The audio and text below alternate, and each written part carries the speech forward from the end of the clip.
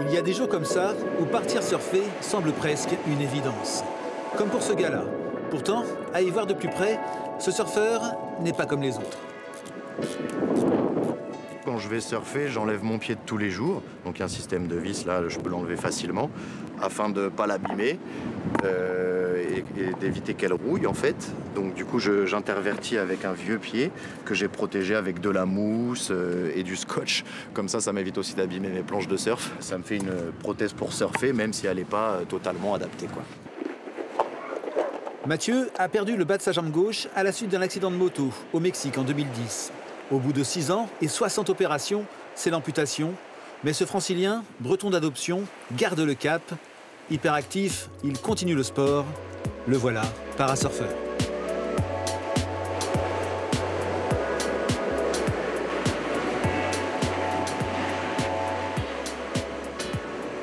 Être dans l'eau, pour moi, c'est le moment où tu ressens plus le poids de ton corps. Parce que forcément, avec les prothèses, on se décale, on a mal aussi à côté, un peu au dos. Justement, c'est un endroit où je me sens normal.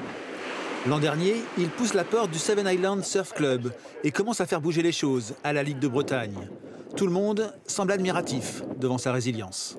Je le sens bien, je trouve qu'il s'épanouit dans le surf, ça fait plaisir. Il vit normalement, comme tout être, et je trouve ça déjà, c'est génial. Et il va faire également les compètes, et on en a parlé, il va faire également les compétitions réservées aux valides. Donc ça aussi, c'est une belle preuve d'intégration.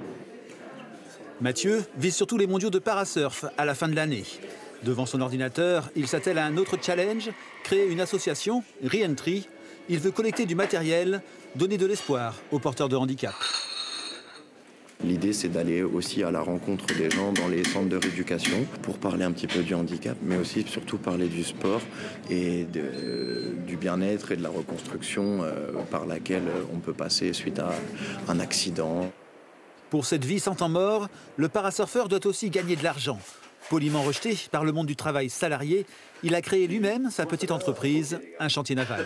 Tu vois, j'ai un pantalon, ça se voit pas. Vous voyez, vous êtes dans mon atelier, il n'y a rien d'adapté spécialement pour le handicap. C'est vraiment la preuve que je peux avoir un boulot normal sans avoir toute une infrastructure adaptée. Et souvent, les employeurs vont avoir peur de ça, dire « Ah non, mais si je prends un mec en fauteuil roulant, il faut un ascenseur, il me faut ça ».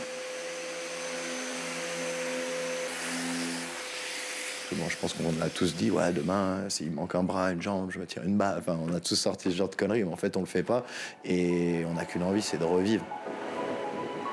Monsieur Sourire, comme on pourrait l'appeler, fait plus que revivre. Heureux comme un poisson dans l'eau, il sait que le parasurf fera son entrée aux Jeux paralympiques de Los Angeles en 2028. Un bel horizon.